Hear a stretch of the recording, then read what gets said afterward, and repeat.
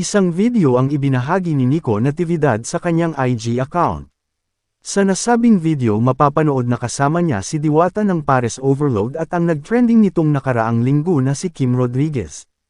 Tila kuha ang nasabing video sa set ng FPJ's Letter Batang Quiapo. Para sa content ni Nico, nagpanggap ang tatlo na tila nagchichimisan at ito ay nilinaw ni Nico na for entertainment purposes lamang. Naaliw ang mga netizens dahil sa naging partisipasyon ni Diwata sa nasabing video. Mukhang ini-enjoy na umano nito ang kanyang pag-aartista. Kung matatandaan, binanggit ni Diwata sa isang panayam na siya ay nakapag-taping na para sa nasabing serye. Naghihintay na lamang siya ng tawag para sa panibagong taping pero hindi niya pa masabi kung magtatagal ang karakter niya rito.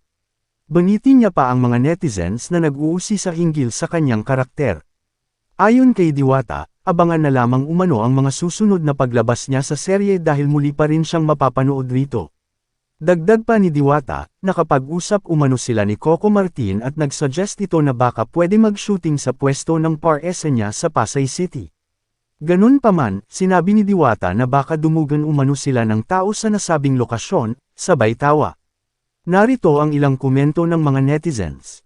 Ang galing, God bless po Diwata and Gulak, nakaapsok kepo sa Batang Quiapo.